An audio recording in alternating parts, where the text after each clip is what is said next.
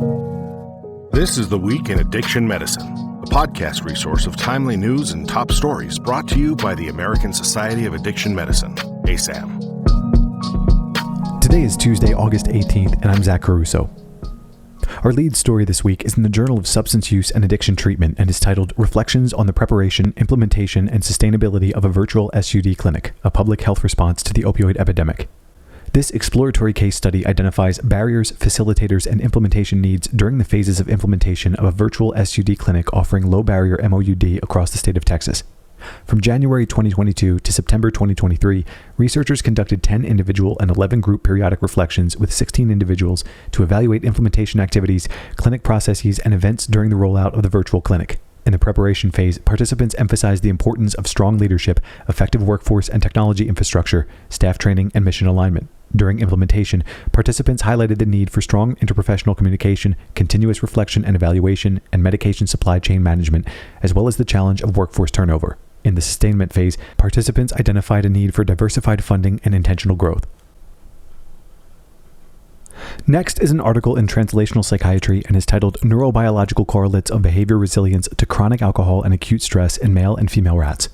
Chronic alcohol use and acute stress disrupt emotion regulation and behavioral inhibition, but individual variability suggests underlying mechanisms of vulnerability and resilience.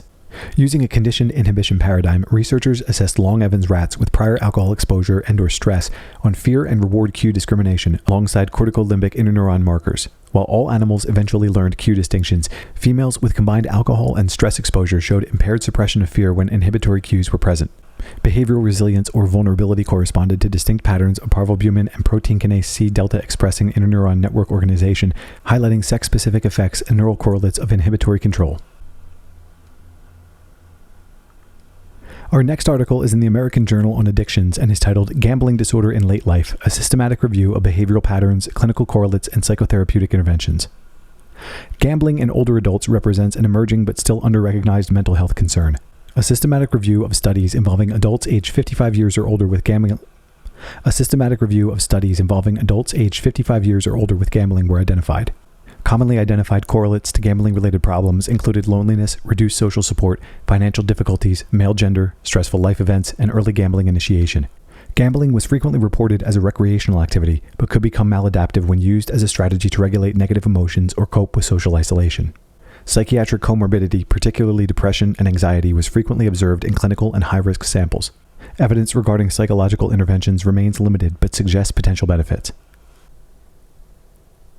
Our next article is in Drug and Alcohol Dependence and is titled Substance Use and Epigenetic Age Acceleration, Associations with Alcohol, Tobacco, Illicit Drugs, and SUD Severity. DNA methylation, or DNA-M, increases with age, as well as with various environmental and psychosocial exposures such as tobacco, social stress, chronic inflammation, and toxins. Various epigenetic clocks have been developed that use DNA-M at genomic sites to estimate epigenetic age acceleration, or EAA. This study used individuals' data from a health interview conducted in Indiana with saliva analyzed for DNA-M. The 11% that were assessed to be intermediate to high risk for SUD had EAA 21% faster than chronological age. The 20% who smoked daily had EAA 10% faster than chronological age. Vaping alone had no significant EAA. Illicit opioid use has EAA 3% faster, however the effect was reduced by about half when controlled for the effects of smoking. The researchers conclude that substance use is associated with accelerated biological aging and call for research on the mechanisms. Next is an article in Drug Alcohol Review titled Characterizing the Beyond 50 Cohort, Preliminary Exploration of Physical and Psychosocial Health Factors and Substance Use Among a Cohort of Community-Dwelling Adults aged 50 to 70 years. Researchers conducting a longitudinal cohort study evaluating health aging characterized substance use among those 50 to 70 years of age in Australia. Researchers found significant rates of substance use with 85% reporting current alcohol use and 52% screening positive for possible problematic alcohol use. In addition, 3% reported current cannabis use, 8% reported tobacco use, and 5% reported other current non-medical substance use. Researchers also found 12% had moderate or severe anxiety and 16% had moderate or severe depression. These findings demonstrate vulnerabilities in this population and importance of clinicians to identify and address substance use, particularly alcohol use, in an aging population. Next is an article in JAMA Network Open titled Virtual Culturally Grounded Interventions for Substance Use in Urban American Indian and Alaska Native Emerging Adults, a randomized clinical trial.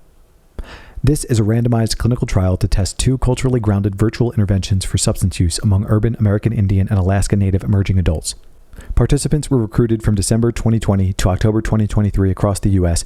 and were randomized to receive either 3 Traditions and Connections for Urban Native Americans or TACUNA workshops and a wellness circle, or an opioid education, health, and wellness cultural workshop. Participants completed 3, 6, and 12-month surveys. The primary outcome was opioid, alcohol, and cannabis use, with secondary outcomes focused on consequences of substance use, mental health, cultural connection, and peer influence. Both arms reported decreased frequency of cannabis use, decreased rates of positive screens for AUD and CUD, and improved rates in clinical depression and anxiety, as well as time spent with peers using substances. Only TACUNA participants reported decreases in frequency and quantity of alcohol use and quantity of cannabis use. Our next article is in the Morbidity and Mortality Weekly Report and is titled Trends in Emergency Department Visits Involving Cannabis Hyperemesis Syndrome Identified Using a New Diagnosis Code, United States, January 2023 to May 2026. On October 1, 2025, ICD-10-CM introduced a diagnosis code specific for cannabis hyperemesis syndrome. Prior to that, cannabis hyperemesis syndrome, or CHS, was indicated by a diagnosis for emesis combined with a cannabis-related diagnosis. This report used data from the CDC's National Syndromic Surveillance Program. From January 2023 to September 2025, CHS ED visits made up 3.19 ED visits per 100,000 ED visits. During October 2025 to May 2026, CHS ED visits made up 11.97 ED visits per 100,000 ED visits, 3.7 times the previous rate. CHS was most prevalent in people aged 15 to 24 years, 38.7 ED visits per 100,000. The authors believe the CHS rates after the introduction of the new code is a more accurate estimate of the true impact and that CHS deserves increased awareness among clinicians and the public.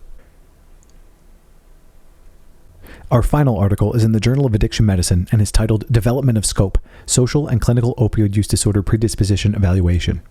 There are tools to screen for OUD risk, but they have limitations, including concerns about generalizability. Researchers using data from the All of Us research program with greater than 600,000 participants developed the Social and Clinical Opioid Use Disorder Predisposition Evaluation, or SCOPE, risk calculator. Researchers examined 69 potential social determinants of health, demographic, and clinical features and identified 8 predictors, including history of depression, employment, housing stability, and others as significant predictors. The SCOPE model had a sensitivity of 78% and specificity of 78%, and given it is only 8 questions, could be useful in clinical decision-making. This concludes today's episode of This Week in Addiction Medicine. Remember to subscribe to the ASAM Weekly for more exclusive content and our editor's commentary delivered every Tuesday. Be sure to check us out on social media and at asam.org. Thanks for listening. We'll be back next week.